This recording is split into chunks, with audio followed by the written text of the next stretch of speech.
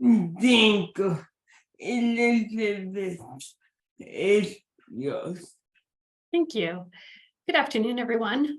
My name is Elizabeth, and I am a settler of this land, specifically on the land of Tiegan, a Seneca village situated in Baby Point, Toronto, Ontario, Canada. I would like to acknowledge the land of the Mississaugas of the Credit, the Anishinaabe, the Platoon, the Haudenosaunee, and the Wendat peoples on which we are learning, working, and collaborating today. For me, my relationship with the lands is physical, emotional, and spiritual. I am privileged to play and work near High Park, located in Tiegan, Toronto. I run, walk, swim, and ride through the winding paths and forested trails, taking in the budding trees, the sound of the jay high up in a tree, the rush of the water pulsing and pumping through the duck pond, the hum of the breeze on the treetops, the crunch of snow in winter, and the changing foliage. As I take in all of this, I breathe in deep gulps of air that we have breathed for centuries and that continues to sustain us. With days filled with writing, teaching, learning, and leading and meetings, this peaceful part of nature is where I can rest and let ideas flow and concepts come together. As a queer disabled scholar, I am aware of the ways in which disability has impacted Indigenous communities. Unsafe drinking water has caused permanent disability and disease. Healthcare that is unsafe and based in Western epistemology has meant that individuals cannot or will not access treatment. Legacies of residential schools continue to cause mental and psychological harm to those who have survived these systems of oppression. Yet, a beautiful piece of wisdom that I've taken from our Indigenous brothers and sisters is that there is no one word for disability. Disabilities are seen as gifts, with everyone having something to contribute to the community.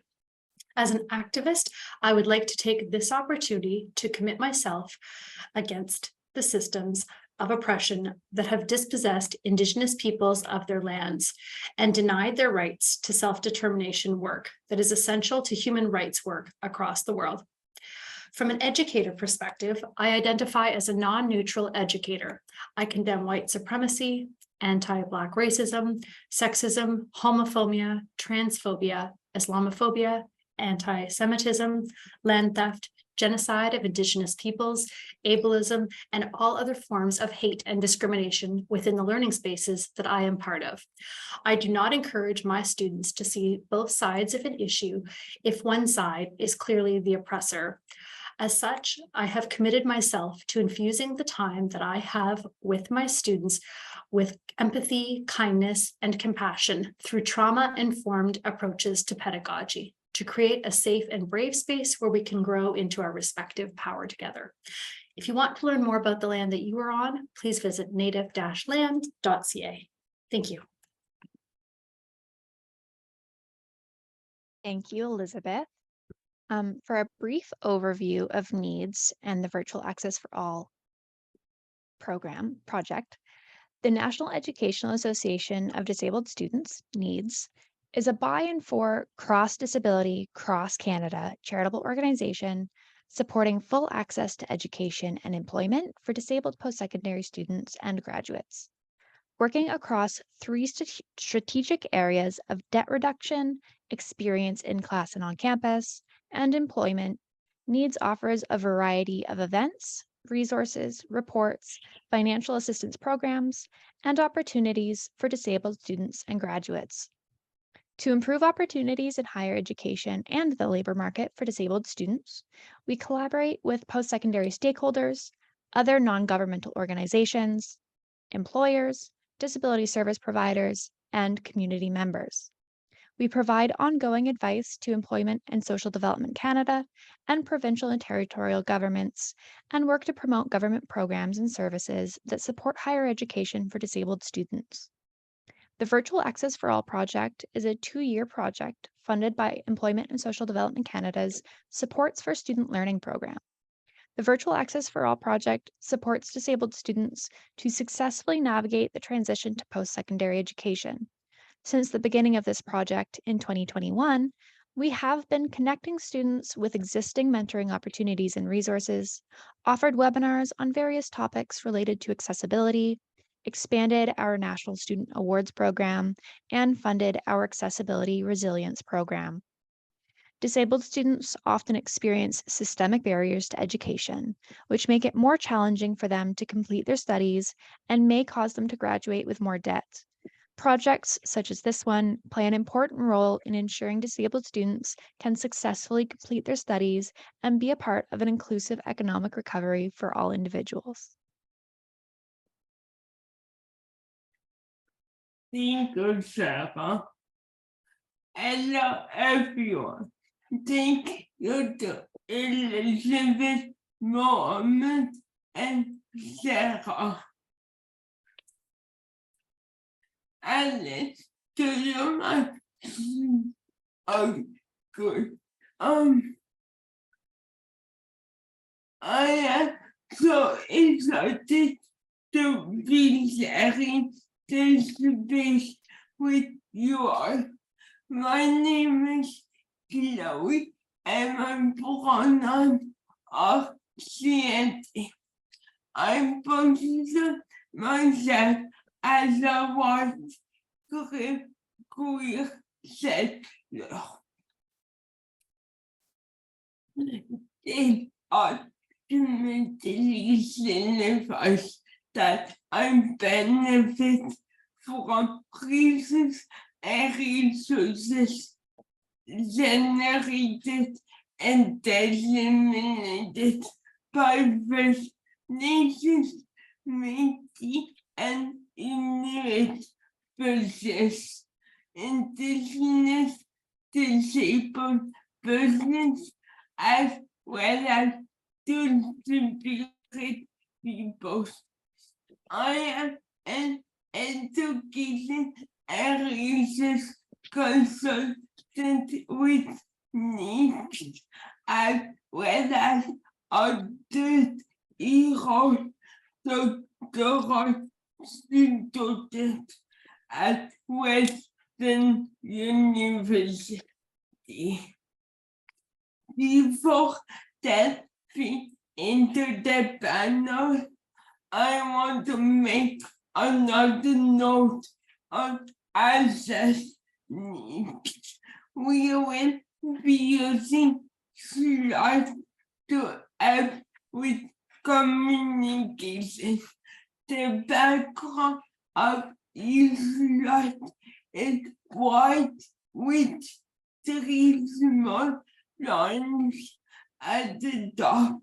Each line is a different shade of blue.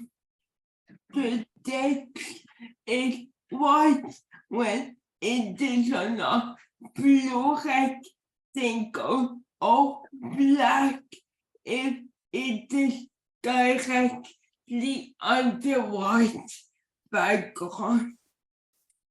Today's panel interweave attendant care services with the many components of disabled student life. Specifically, our panelists will reflect on the notion of care, and together we will imagine our collective care could potentially be further developed within higher education institutions.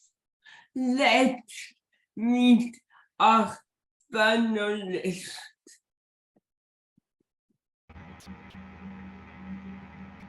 First panelist is Ashton Forrest. Ashton Forrest, pronouns she, her, they, them, is a master's candidate in the Department of Philosophy at Western University. Her areas of scholarly focus are justice and human rights as they pertain to moral, legal, and political philosophy. As a person with a debilitating chronic condition called scleroderma, She has spent over a decade advocating for and raising awareness about accessibility and disability issues on the local, provincial, and national stage. She has served on the City of London's Accessibility Advisory Committee, Cheshire London's Cultural Competency Committee, and was a former student accessibility consultant for the Academic Support and Engagement Office at Western. As a former member of the Post-Secondary Education Standards Committee for the Accessibility for All Ontarians with Disabilities Act, she worked with other accessibility experts and advocates to create an accessible education standards for the AODA. He's currently the Society of Graduate Students Accessibility Commissioner and works with the Accessibility Commission to raise awareness about disability issues and advocate for change within SOGS and the university. Ashton's main goal is to ensure the voices of people with disabilities are reflected in policy, programming, and the built environment throughout society, especially in the healthcare and education sectors. She lives by the phrase, "nothing about us without us." For her work and advocacy on accessibility and disability issues was recognized on the 2023 Mayor's New Year's Honors List.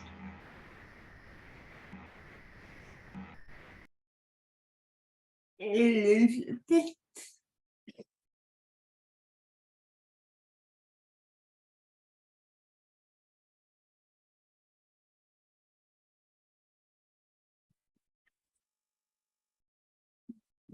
Sarah, what's your mind doing, Danielle, please? Sure. Danielle Daoust uses she, her pronouns and works for the Centre for Independent Living Toronto as the Program Manager for Attendant Service Application Centre, ASAC. ASAC is the centralized point of access for individuals with physical disabilities applying for attendant services in Toronto and York Region. She has been employed in the disability sector for 30 years, more recently 15 years with attendant service provider for 15 years prior to working at CILT. Danielle resides in Toronto, Ontario.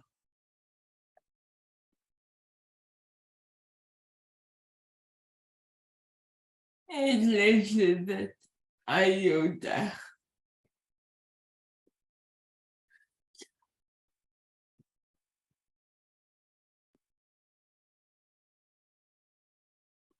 Sarah, do you mind? Kate Deacon is our next panelist. She uses she, her pronouns. Kate works for the Centre for Independent Living in Toronto, CILT, as the Direct Funding Policy Advisor. Direct Funding is a self-managed attendant services program offered throughout the province of Ontario. This innovative program enables adults with permanent disabilities to become the employers of their own attendants. Kate is a disabled woman and social worker with over a dozen years of experience working in the disability sector. Kate currently resides in Kingston, Ontario. Our next panelist is Kimberly Chiasson.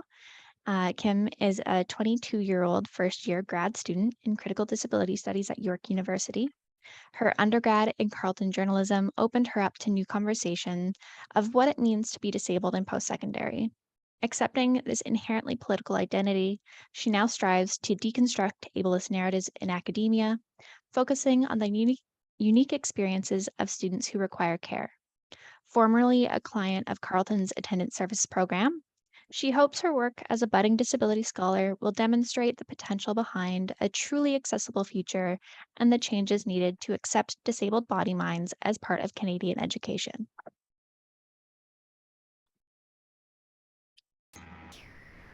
And finally, we have Logan Wong. Logan identifies as a trans biracial autistic wheelchair user. Logan is a social worker, an equity, anti-racism, anti-oppression, and accessibility professional, where he works in supporting the creation, implementation, and sustainability of diverse, equitable, and inclusive workplace cultures through conducting needs assessment, identifying skills gap, developing and executing training programs and initiatives. Thank you. Before beginning, Alan, would you mind spotlighting the panelists as well?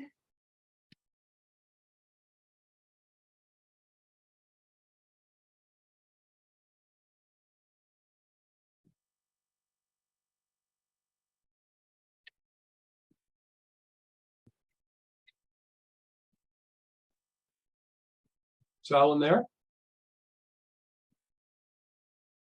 So, Alan, if I am, yeah, I'm just trying to find the names. I apologize. It takes me a moment to Yeah. read.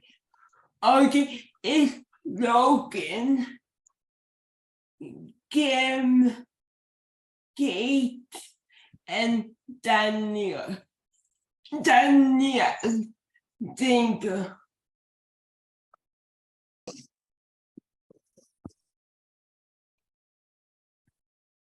I didn't already support that. Thanks. Wait, who else am I missing?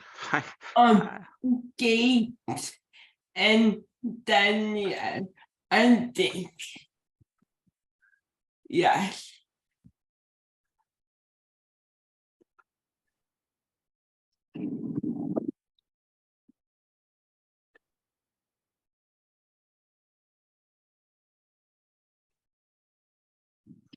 Did you want to just go ahead, Chloe? Yes, I will. Okay, so welcome everyone. We will move to the first question, and if you want to answer as a reminder, please raise your physical or virtual hand. The question number one: how do you define and or understand care? I think you want to start us. Good afternoon, everyone. Just a quick edit about my bio. Chloe, our moderator, is actually the current Society of Graduate Students Accessibility Commissioner, and I'm really thrilled that she took over the role when I left back in June. With regards to the actual question, I believe that care is a very broad term, but at its very core, it's about how we access the things that we need, which include our physical needs, food, health, and all those other things, as well as our spiritual needs, our emotional needs. That's why the term includes things such as community care, where there's a lot more systems and people involved in taking care of each other, things like personal care or mutual aid or funding spiritual support. So that's how I understand care. Think yes, care is very complex. Does anyone else want to answer this question?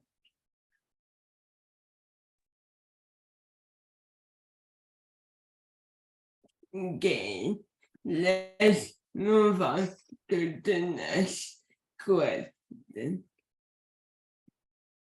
Why might some folks feel the term care as problematic?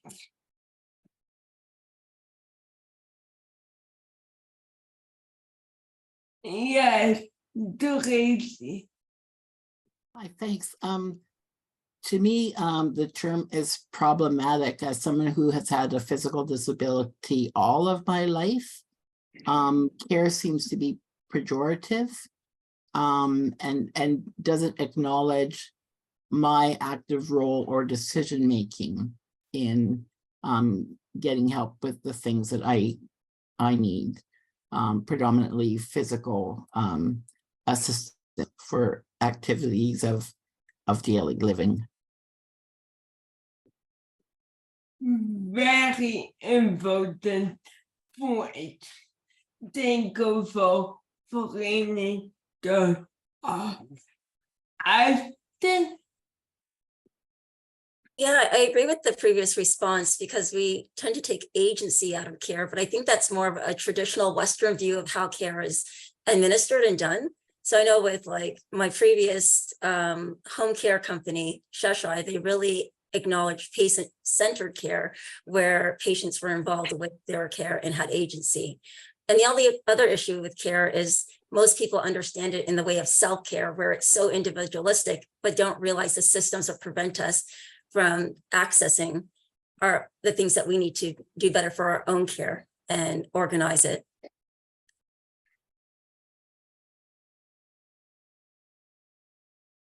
thank you. Tracy, do you sit at your hand up?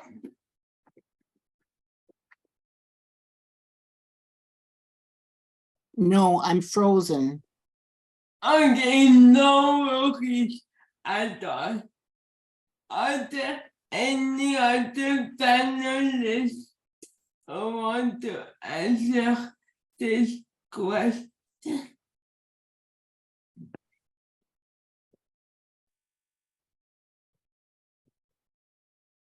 Okay, we will move on to question 3. What does caregiving in the context of higher education mean for you? Before starting, can we spotlight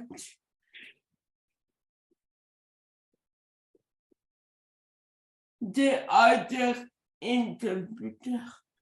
Please.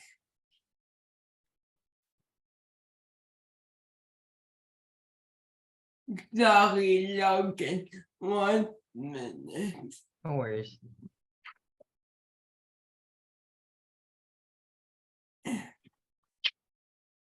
Okay, awesome. Logan, you. Okay. So from my personal experience as someone who uses direct funding to get all of their personal care needs met, including during when I was in higher education or post-secondary.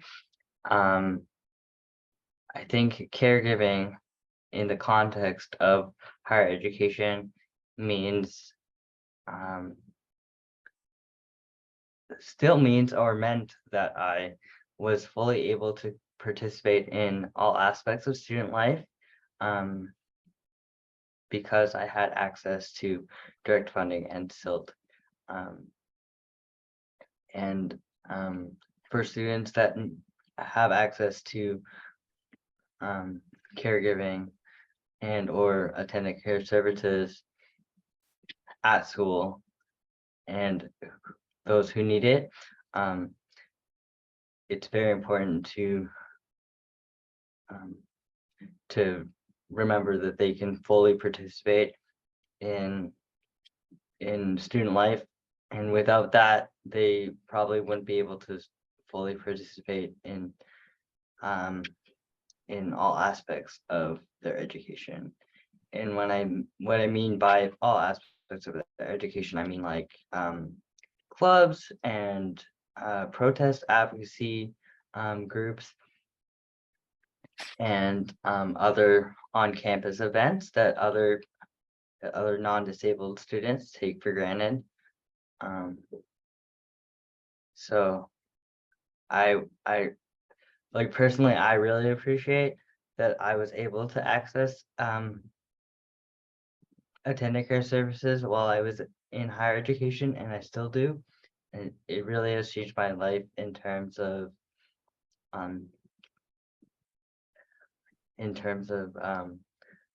being as independent as I can be, and Just going back to the previous question about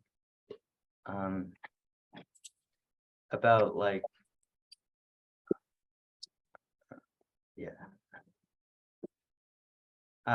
what the term care means, I feel like CILT and direct funding gives me an opportunity to decide, like, to fully have control and decide on who I hire as my attendant care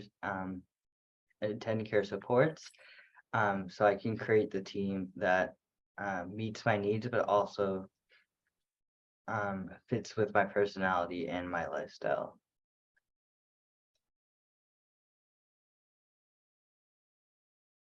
Thank you, Logan, for that perspective.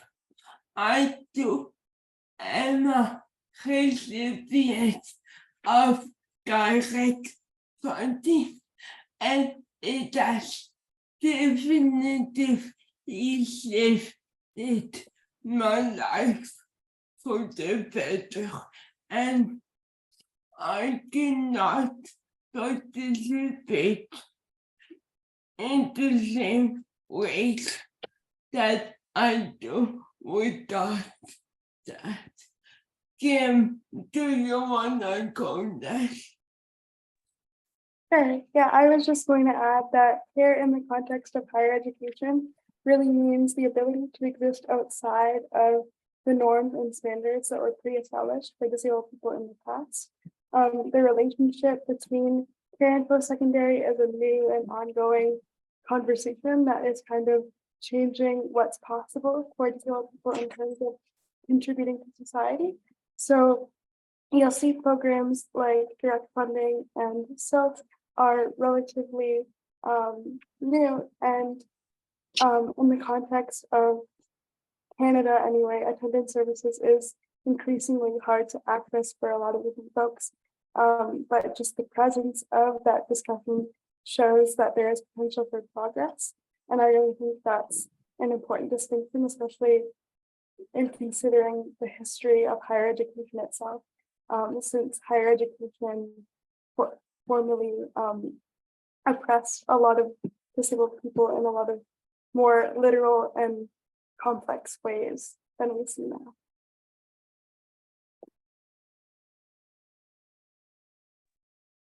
Thank you, Kim. Your comments lead us beautifully to next questions. So I'm excited to hear more about that later. Ashton, do you want to go next? Yeah, I'll be quick, but I do want to say that I agree with Logan and Kim completely about being able to ask, having care in the post-secondary environment allows us to access all aspects of student life, not the ones that are just directly linked to classes and maybe a few other meetings. I do like the idea of having agency in care, but I think in the post-secondary environment, like I remember the issue, was it Queens over the pandemic where people lost access to attendant care services? I think in the post-secondary environment, they have to see care as absolutely necessary, not optional. So I would like to see that being discussed more in post-secondary environments. And I know for myself, I don't have direct funding and I don't have cares at the moment, but I was with a bunch of different agencies, and oftentimes my care wasn't considered into my accommodations at school. So it was very difficult to navigate the systems at school when classes are when I'm getting my showers. So it doesn't make sense. And then another thing about care in the post-secondary environment, it provides dignity. For me, having my hair done or being presentable going to campus makes me feel like a regular person. I don't feel like people are looking at me in a weird way because I'm not put together due to the fact I lack care. So I don't want to repeat the points that Logan and Kim make because they were excellent points. I'll just leave it at there, but thank you. Thank you, Ashton. I wonder if you might be referring to colleges, university, and not Queens. Yes, okay, I couldn't remember which one it was. Thanks. Is there anyone else? If not, we will move on to the next question. Okay, amazing. Question number 4. Are the aspects of caregiving in higher education that are not readily discussed?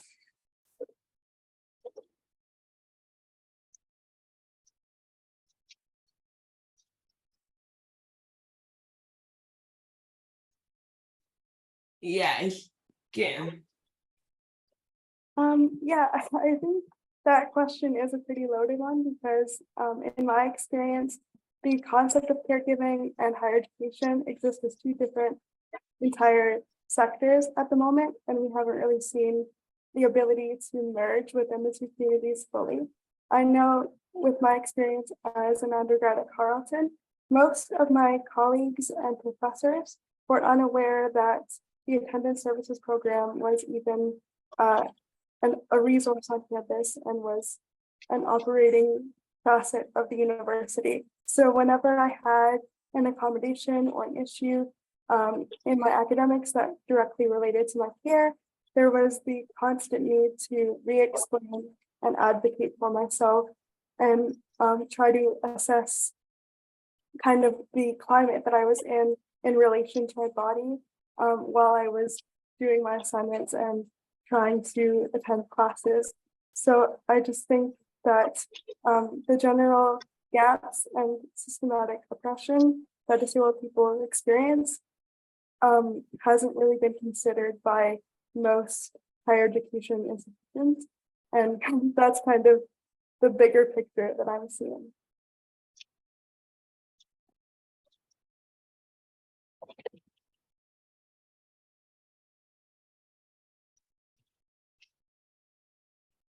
My apologies.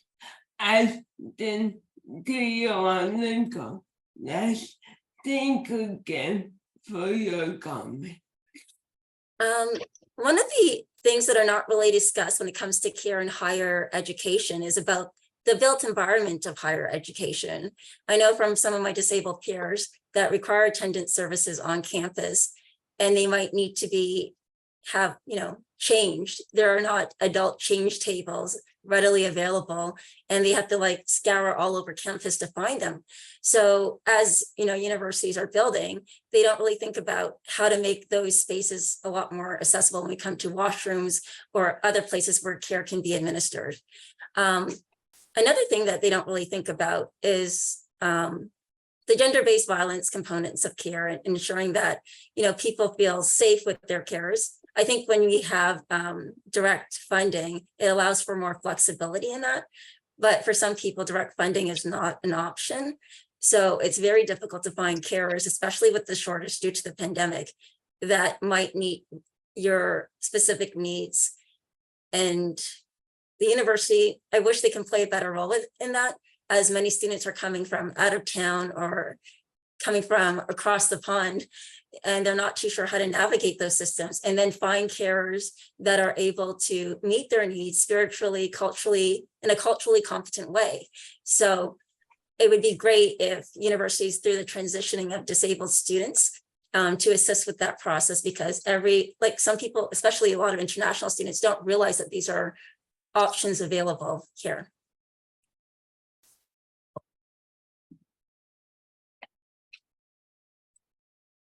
Think Ashton. We would move on to question number 5. What are your list and all professional experience with attendant care services?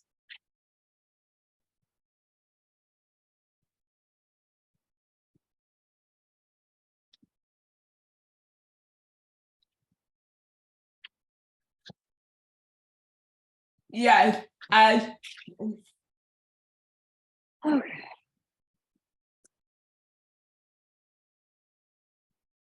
You're on Sorry, mute. I muted myself. My experiences have been a mixed bag. When I first started, it was very weird for me to be naked in front of somebody else. So that took time to get used to. Because professional, like attendant care services are very intimate and personal. So you have people, for me, in your homes and doing work and all that jazz. I found it very difficult at times because, again, the burden on PSWs, and if we would talk, a lot of my PSWs would talk about this with me, about the poor working conditions that they had, low pay, strenuous hours, the demand to have a vehicle to get all over the place when they can't afford it based on their salaries, and also not even getting their own health care to deal with their own problems that help them provide better care. So there was no supports for them. And that came out in how my care was administered. People would often be late. People wouldn't be able to do basic functions of their job. People were often asking for favors in terms of getting extra hours to make up for stuff, or asking me to rearrange my schedule so that way I could meet their financial needs versus my personal needs. But also, they've been great. It's for mental health to have some, especially when I can't get out and being isolated often, having somebody come in my weakest states to provide, the basics, can make my day. Not having to sit in my own, I have fecal incontinence, and not having to sit and deal with that and have someone to do that in my weakest state and do it gracefully. It's a beautiful thing. It's like having a mother outside. One thing that I want to mention that's kind of related to the former question, I remember having a conversation with the vice provost at Western, and they asked me, why can't my mother take care of me? And it was such a weird question because the assumption that caregiving is primarily a female role or a motherly role, we don't really consider that other people can provide care. And that also as adults, there's other ways to get care independently of family, so that we're not burning out our other support systems. So that's the beauty I liked about having an attendant. I wasn't overexerting my other support systems to do these things because my mother's aging, and a lot of my care is really going to affect her ability to just function in the daily work world. So I'll leave it at that since I see other hands up.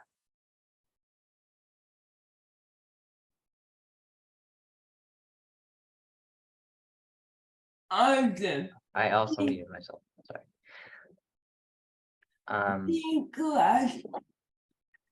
I just wanted to say that I fully agree with how having attendant services affects your relationship with. Sorry.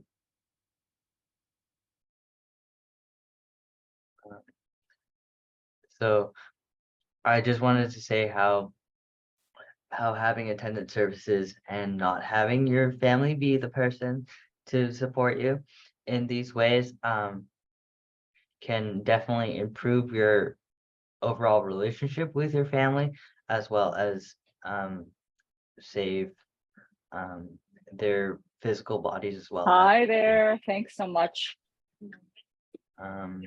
I am well. How are the kids? They're off to school. And then, so in terms of my lived experience, I already mentioned that I am a recipient of direct funding. And I think those conversations in regards to low pay, transportation difficulties when it comes to going to work, they don't go away in terms of when you create your own team. So that is one consistent thing that happens throughout attendant services, and I do have often It's do been a have while since I've seen conversations you. Yeah, you can see, right? with my employees as well. I just let them See, know you can see. what I can do within the restraints of the program. And yes, sometimes there are some conflicts within what they're financially and or physically able to support with, given particular like accidents or other things, which is why I always advocate for people who are using attendant services when they can to get like a quote unquote backup worker.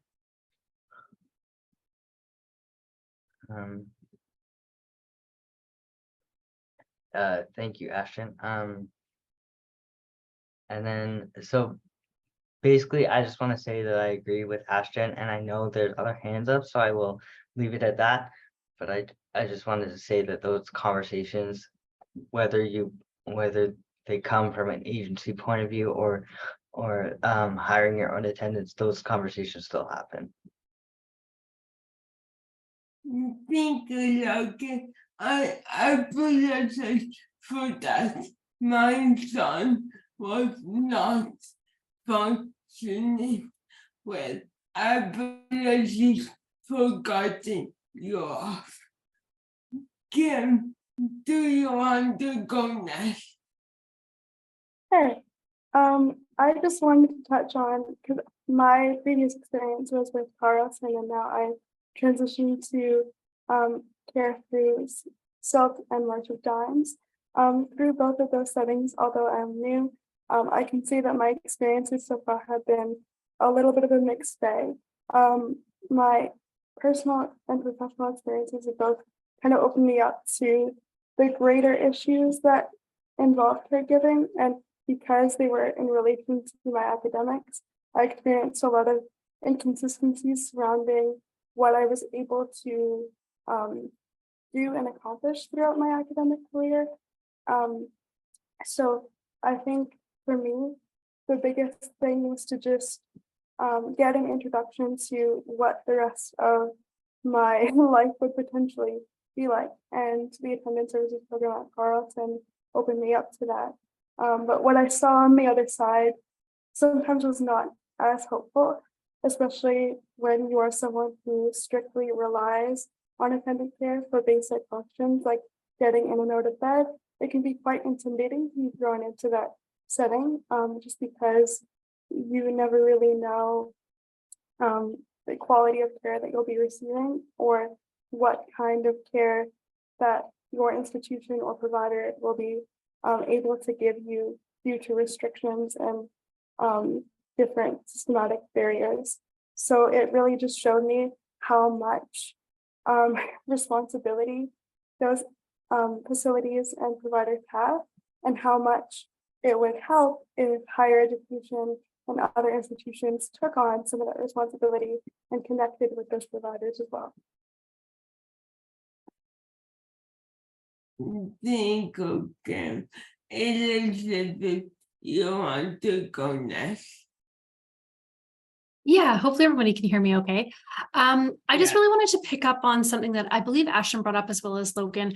I wonder if anybody would be comfortable touching on sort of the invisible work or invisible labor that these kind of backup supports are expected to take on if you're not able to find an attendant, whether that be a family member or friend that has to step in, and sort of how that impacts any relationships that you might have with those backup supports to the extent that you're comfortable sharing.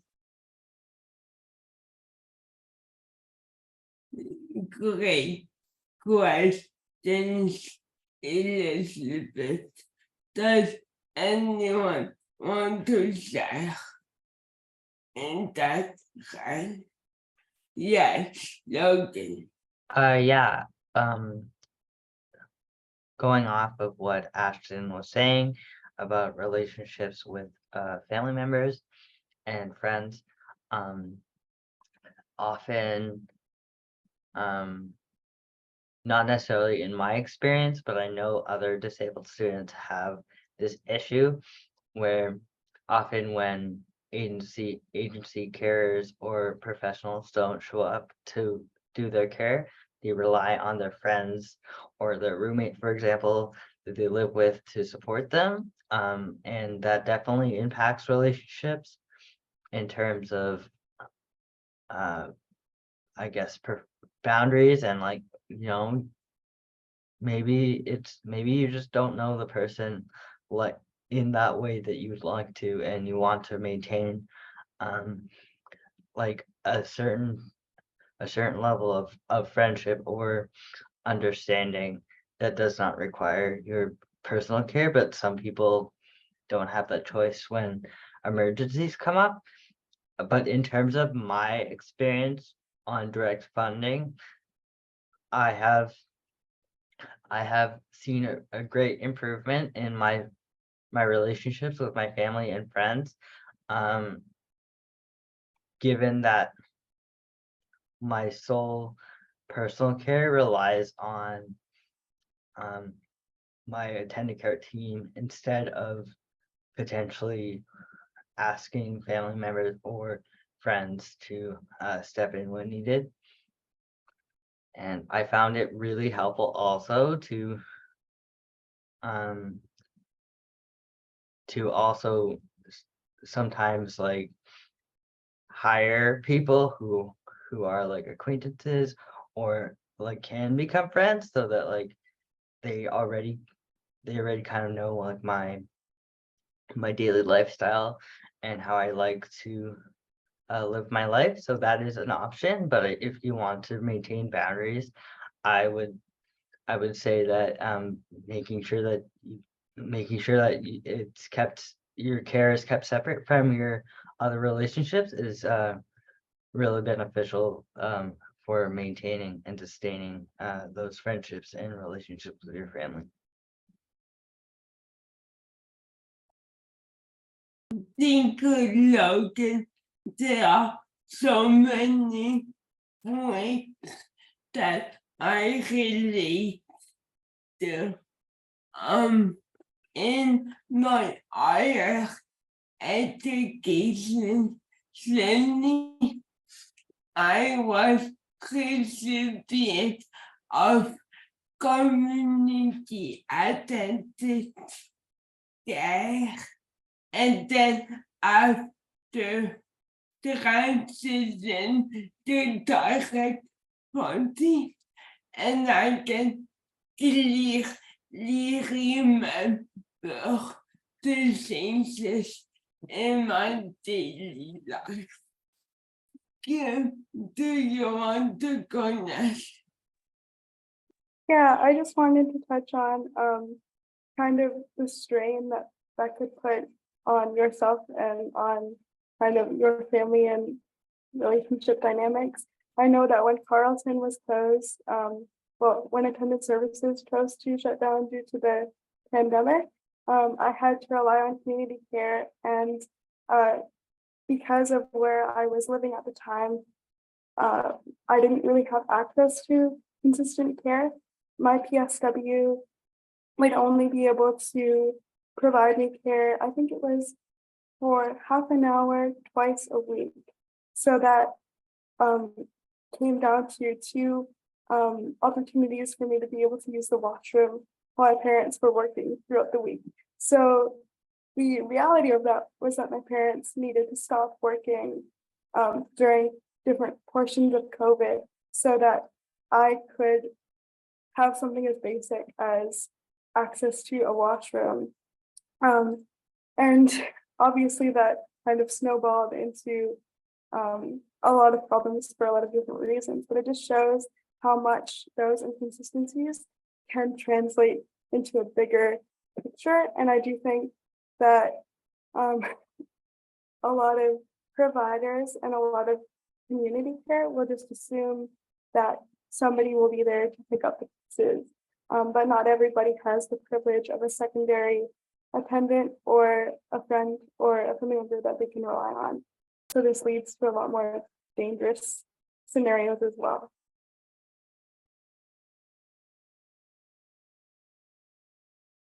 Thank you for that perspective, Kim. Ashton.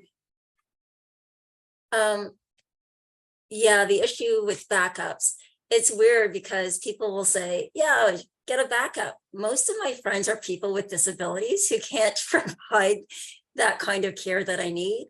You know, some can, you might be able to grab things for me like groceries or help with some basic cleaning. But at the most part, like if I ever needed help with being lifted or transferred or doing something that's very intimate, which I probably wouldn't want my friends or a stranger to do unless they're a professional, that becomes a problem.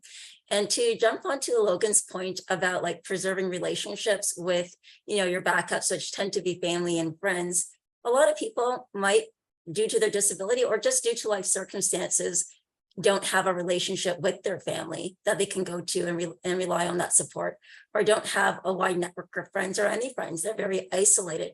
So to assume that everybody has friends that are capable or family that's willing, that needs to be a system change, and also a change in what the education system assumes, because they just assume that it's easy to access care in any circumstance.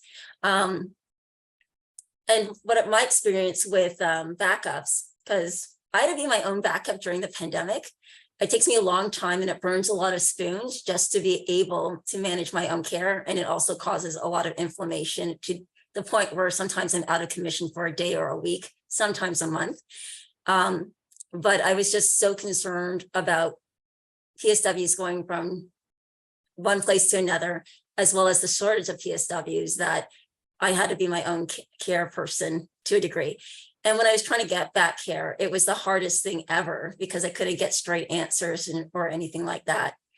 To jump onto the actual question right here, number 5, what are your lived experiences? I just want to mention 2 more points. Having carers that don't respect the fact that I am immunocompromised was a huge thing for me. I would have carers that wouldn't follow basic hygienic practices, like changing their gloves from when they gave me a shower to when prepping my food, or would dump dirty water onto my dishes, and just basic things like that. And like having to call them out on that or speak to their managers on that is a very hard position, because you feel like you're in an imbalanced position of power. They have the power because they're providing the services, and you feel like if you say anything, you damage those relationships, and that the care might go downhill from there. So it kind of brings me to my second point. In a professional capacity, I actually spent over a year training personal support workers about client-patient relationships and addressing those difficult conversations and how to allow things to be reset from having those difficult conversations. And learning from PSWs, it's like they will talk about their difficult clients, but not understanding where the client's perspective and why things are so hard, or why they might be so sensitive, and not recognizing why certain aspects of care are really important. So just wanted to share that.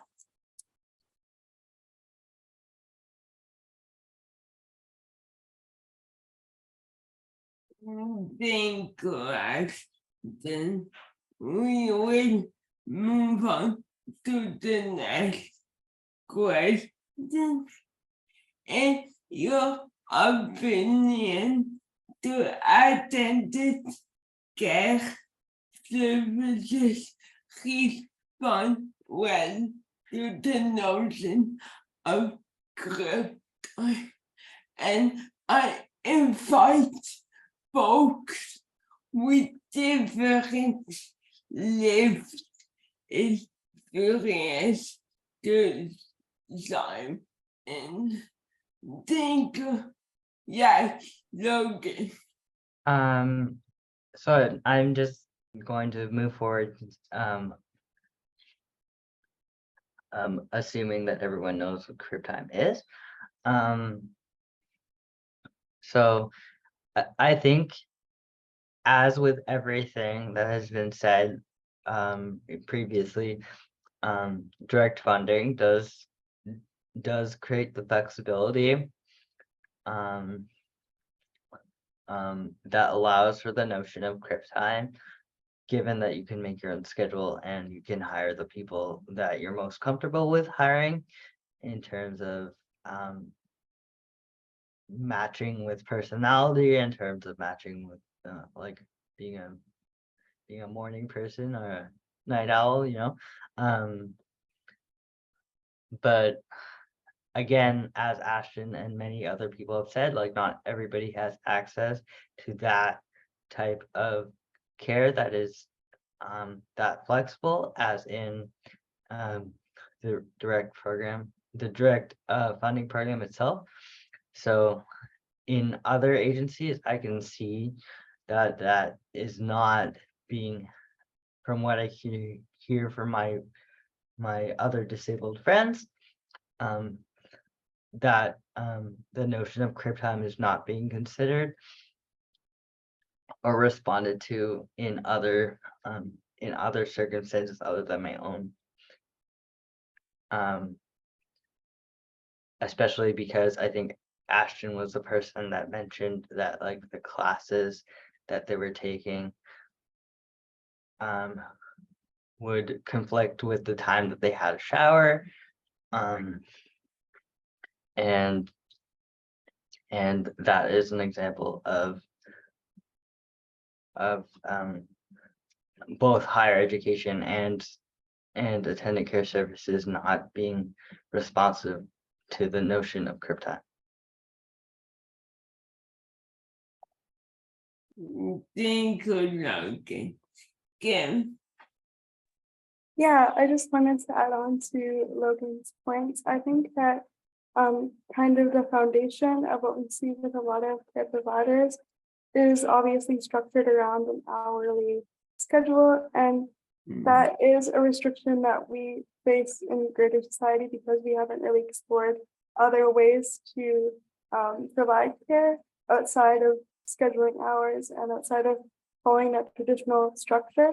But what doesn't really work with that are disabilities that are more dynamic and bodies and minds that can change from day to day.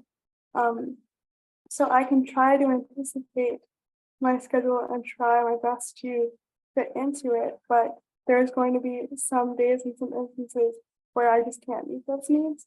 And I think going back to the way care is provided, it's just kind of asserting that disabled bodies and minds should fit into a non-disabled perspective or a non-disabled society rather. And I think that that's something that funding providers and care providers in general need to work to unlearn and work with disabled folks to understand. Thank you, Kim.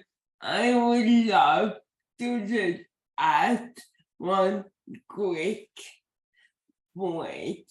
I find that I often have anxiety around care because, as Kim said, I can never anticipate how long my care will take because there are so many different daily factors that go into it. So I struggle very much. One thing about direct funding I really appreciate is the fact that I have possibility to relocate like a few minutes or an hour if my assistant is available to do so. It gives me a bit of flexibility and reliability on that front. Just want to make 2 quick points. So Cheshire, London does own some buildings that are 24-hour care. So while it's not like direct funding, I wish I would try to get into one of those buildings, but according to them, I wasn't disabled enough. But I would have loved to have the option of having support where I lived when I needed it and easy to access. So that way it is more flexible and it was surrounded by my time. So I wish those options were more explored, especially for younger people, because I know quite a few of my younger friends who need that quick support, maybe 24 hours a day, maybe not all the time for those 24 hours. Would love to live with other younger people, and imagine there was like sort of like an accessible or care supported residence that allowed for that flexibility at more universities and post-secondary. And then the notion of perk time, like I've had so many arguments going through so many different PSW companies about my time. And I remember a psychologist asked why I was obsessed with time. And I realized like there's an obsession because there's anxiety. When a PSW doesn't come on time, then it throws off my entire day because I'm waiting for paratransit. I have specialist appointments to go to, and I have a lot of specialists. I have physiotherapy, occupational therapy. Every part of my body has a doctor for it. And then on top of that, I'm supposed to get to school, put out my study periods, and then try to engage with my social life, which is very difficult. And when I have rides booked for all those things, or things that I might be fined for not showing up on time, that's a big problem. And I had explained to CCAC at the time, my caseworker, because he said, Ashton, there's people who are in bed who can't leave their beds at all. We need to get to them first. But I'm like, but I can't live my life or do anything. So like, how do we balance that need? Because I'm willing to be up super early just so I can be ready for a bus. But I wish that a lot of these institutions really engage with the patient client to understand what their daily needs and lifestyles are, so they can book accordingly, instead of just assuming that people will be okay if they show up at 1 o'clock when half of my day is already done and I've missed a bunch of things because I couldn't get ready and out the door.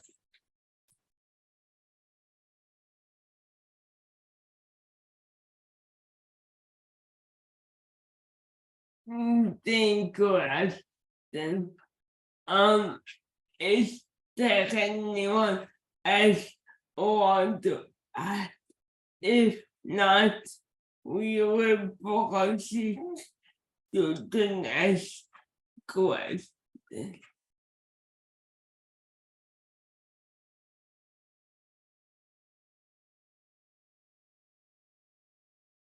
We are ready to go about this, but if anyone wants to ask anything, how is your seniority the institution of higher education impacted by identity care, both within the classroom and beyond?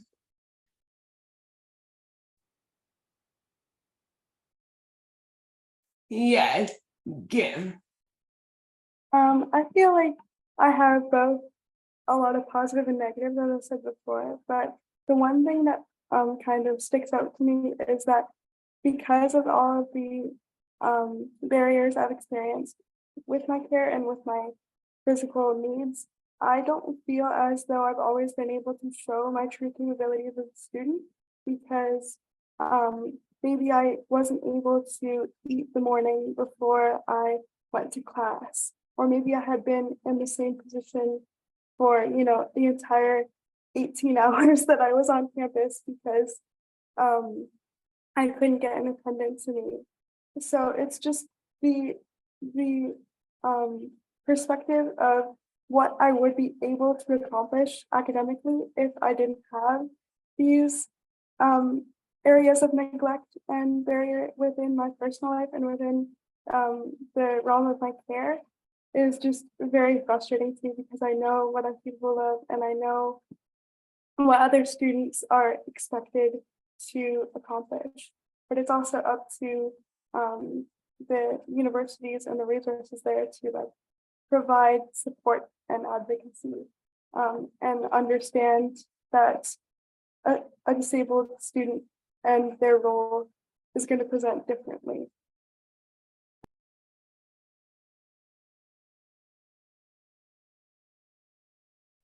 Thank you, Kim. Anyone else want to take on this question?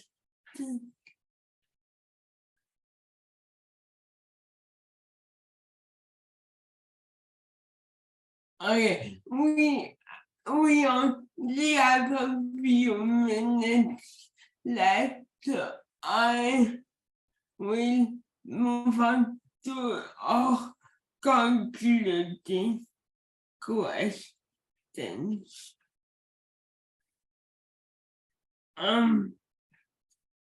How might we live as a society to view care as a collective responsibility?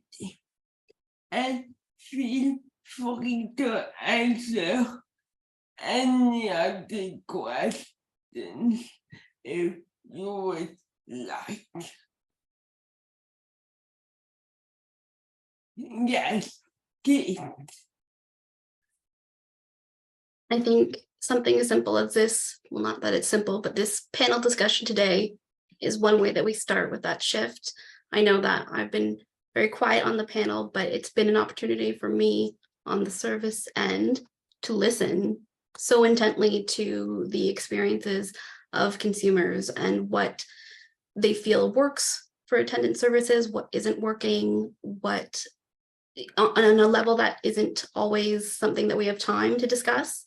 And so I think that I would like to make clear how much I appreciate what everyone has been sharing today, and that I hope that we can have more opportunities to have these discussions. Thank you, Keith. Danielle. I feel that maybe this is an opportunity for me to actually say something on a panel, not have it go by and not actually say anything at all. But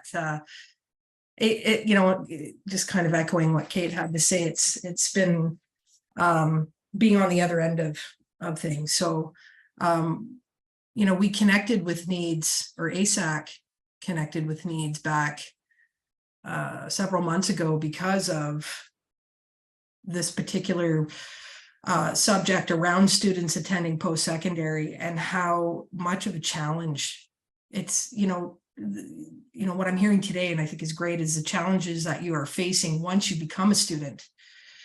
But on my end, as a precursor to service and applying for service, the tremendous challenges it is to even get to school, or having the knowledge that you need, of what services even exist or what you would need, right?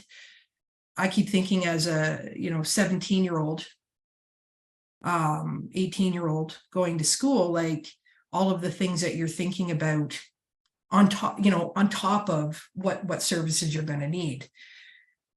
And one of the things that has become very clear, and right now it's beginning of September, and we are having applicants just roll in now asking for service. And school has started because they didn't really realize, wow, I need attendant service, or I thought I was going to get it through the school. And it's not the case. And so there needs to be a lot more, some things that we're working on at CILT is to increase awareness, just to increase the awareness within the high school system, that you have students with disabilities that need transition, not because having an education system that understands what the needs are for people that when they go beyond high school, the things that they're going to need. And so that counseling isn't happening because they are not aware of it. And so often I spend most of the summer when we get applications from students speaking to families about, here are all your options, because they have no idea, none. And so I think that again, thanks for having me here to discuss these things, because it's really helped kind of get the perspective once you've gone to school and what's happening, but to let you know that the perspective I have coming in is prior to that and all of the challenges. And so would love to continue working together to see how we can kind of look at all of those things.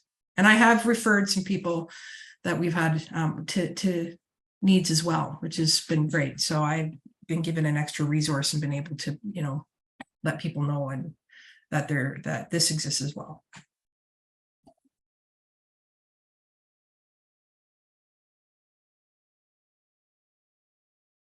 Thank you, Danielle. I Oh, I just wanted to say, I really appreciate having Kate and Danielle on the call to share that. I think that even like our post-secondary institutions need to be able to refer students that are coming in, or even during orientation, to services like they represent. So that way, again, they're more aware of every point where people can be referred to these kind of services so they can address these needs earlier is better. And like in terms of like a society shift about care work being more communal, that's going to require like a whole systemic change about how we do a lot of things. I think right now, I feel like society is kind of in a crisis when we think about a lot of people worried about the financial impacts. You know, this feels like we're going into recession, or we are one, where there are so many people unemployed, so many people that are homeless, so many people that can't afford food, to the point where people are trying to find work or working overtime that they can't spare the energy to engage in those extra community care things, where like I notice on Meals on Wheels that provide food for many people who might be living below the poverty line and disabled and unable to get their own food. They're struggling to get volunteers to deliver those meals. So how can we get to a place where there's a collective responsibility of care when everybody feels like they're in crisis and they can't reach out? Oddly enough, coming together usually reduces the impacts of like living in crisis, because some people can give certain things and other people can give certain things, and it kind of works out. So, you know, having been a community builder for quite a while and working with whether it's housing, homelessness, accessibility issues, healthcare, and all that, bringing people together to just have conversations, we can exchange information and make community care a lot better. Maybe there also needs to be a change in this idea, this Western culture being very individualistic. I find in Indigenous cultures, and even like when I think about my mom's native home in Jamaica, it was very easy to get supports from your neighbors and community. And even when back being a kid who was born in the 80s and growing up in the 90s, like getting support from our neighbors or food from our neighbors, or, you know, helping out our neighbors when they couldn't do stuff. We don't really see that much because people are very isolated and afraid of their neighbors. So how do we build back a community where people can trust their neighbors and also feel comfortable giving care in certain areas? And while self-care is important, I think we also have to remind people that we can't have self-care if the systems are so broken that I don't even have time to take a shower because I'm constantly fighting for access to healthcare, access to an attendant service, access to paratransit, access to safe and affordable housing, access to affordable food. Like if my whole day is spent advocating for my needs, where's the time for me to engage in self-care? And I've been told, you know, pick your battles. But if every battle is about my basic needs and my ability to survive, how can I engage in self-care again if I don't have the energy or time or space to do that because of the way society is designed and our government is creating policies that work against that? Thank you, Ashton. There's so many key points in what you said. I would love to unpack, but unfortunately, we only have a few minutes to get it. So after Kim, I would like to move into a question period. Kim. Thank you. Yeah, I just wanted to comment on how important it is that Danielle and Kate are here. I think that especially when you're talking about transitional periods for younger students and students in high school, the standard is that we are provided one-on-one care with an EA or a respite throughout all 12 years or more of our education. So to go from that one-on-one constant support to not really knowing where you're going to end up and having to dictate and provide that advocacy for yourself is a big transition that it's unfortunate that we have to endure. But I'm hoping that kind of that becomes more smooth as we continue these dialogues. So yeah, thank you. Thank you again. Are there any folks from the audience that would like to contribute or pose any questions?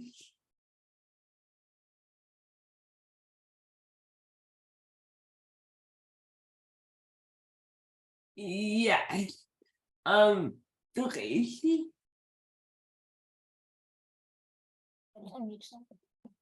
Hi, yeah, I, first of all, this discussion, this panel has been really amazing to listen to. I am a person with physical disability, and I've used attendant care services since the start of my academic career back in 2006. And I think one of the things, like, attendant care is the reason why I was even, or direct funding is the reason why I was able to go to university and have the opportunity. Because like back then, like there wasn't online programs, there wasn't barely any, even online courses. So you had to be physically on campus. And if you didn't have attendant care services, and for me, the ability to have direct funding, my education would have stopped at high school. And I think that's a reality for so many people, is that their education stops at a certain point if they don't have those services. And you age out of a lot of like funding for attendant care services and other things at home, like assistance for children with severe disabilities and other programs like that. And I don't know if anybody saw, but I posted a video on YouTube that CBC did about like kind of the reason why for-profit attendant care is so unreliable, because there's really no necessity financially for them to be reliable. But I will say some of the times, like the sort of the daunting aspect that I experienced when going on personalized attendant care services is that, you know, when you're 18 and you're moving to campus, that's a whole different experience. You're moving away from home, and to go from, like, for me, my mom directing my care with like any staff in PSW to me directing my care, and then on top of which being a manager and having staff when I've never worked in my life, and going and my first staffs that I had were all in their mid-20s, and I was 18, 19 years old, and just like navigating all of those things was very scary, a very intimidating experience. And even just the physical nature of, you know, going to a university rather than, you know, a high school that's one building to a campus that's the size of a city, and navigating from one building to another in between classes, but like with only 10 minutes to spare. Like all of these things, all of these realities that first years are experiencing, is probably one of the most daunting things that people will go through. And I think as much as we need, and I advocate so strongly for direct funding, but we also need kind of like the mental health component, and be like, how is this transition going for you? And even the transition, to be honest, from my mother, from being my primary caregiver to me being completely independent and out of the house, that was daunting for experience for her as well. So like all of that transition, which is something that they don't really talk about, not just in my high school, but in also the children's rehab facilities and centers and stuff like that. It's not, the transition from a childhood to adulthood when you have a disability is very rarely discussed, and like and addressed. Is just like, good luck to you, and you know, we hope your future goes well. And so it's very much on the person to figure it all out and to do it with like their mental health intact.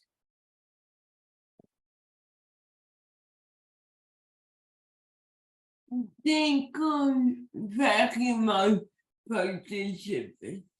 We only have a few minutes left, so Danielle, we can finish with you.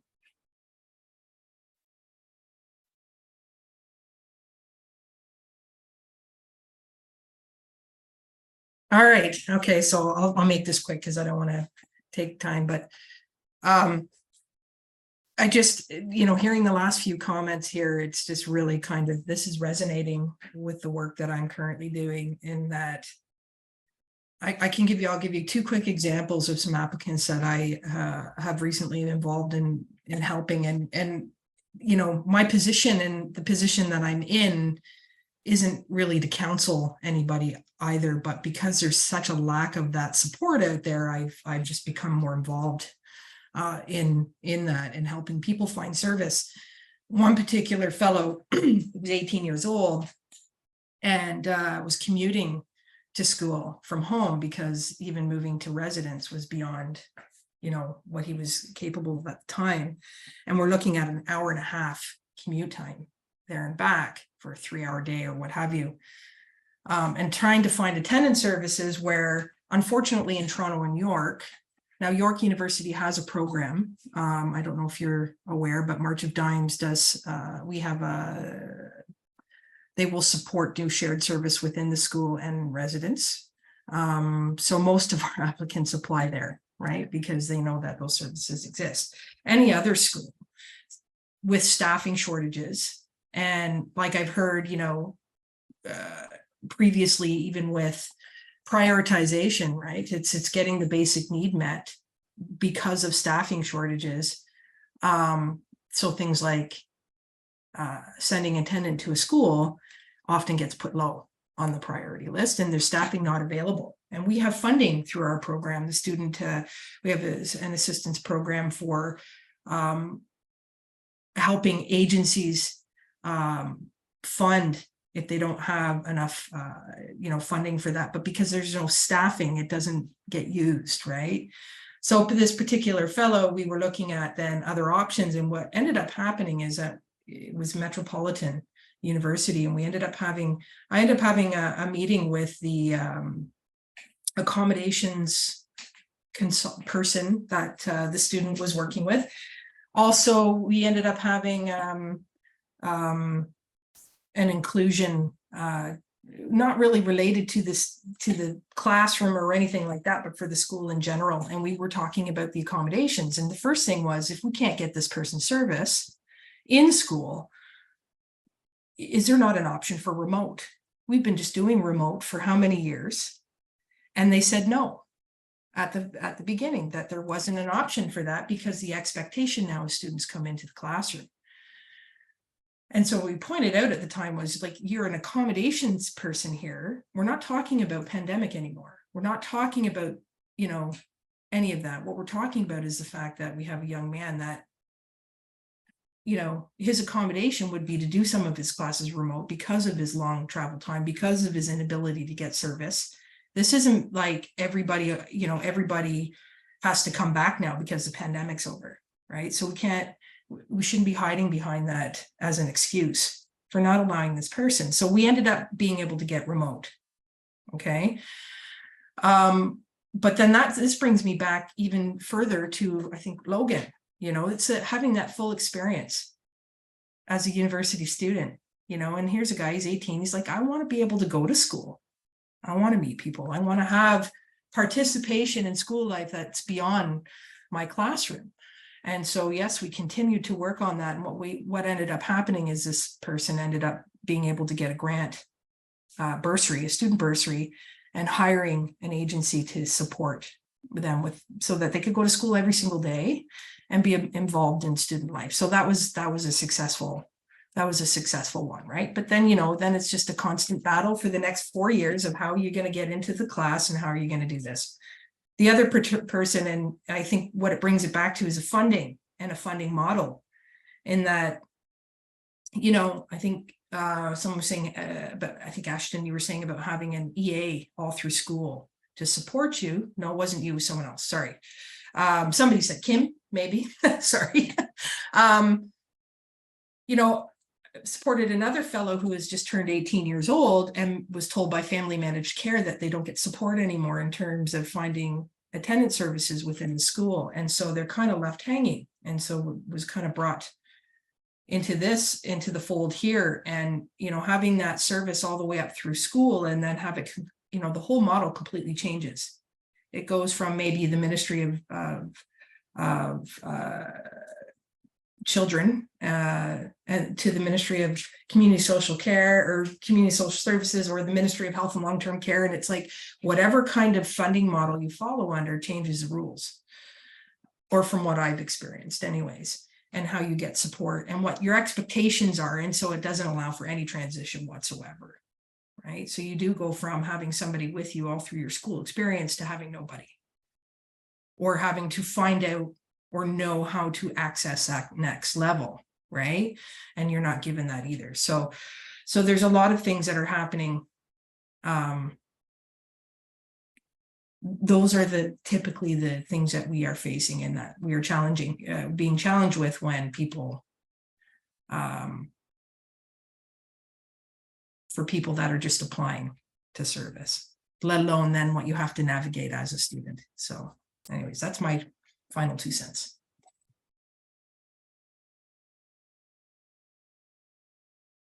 Thank you, Danielle, for your perspective.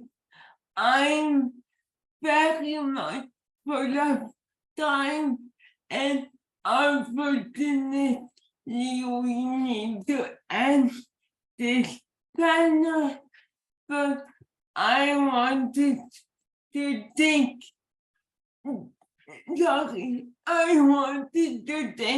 our panelists for sharing their experiences with us. If you have any comments and questions about this panel or about needs, please feel free to touch base with me. My email is currently on the slide. Thank you everyone for coming, and then you can stop the recording.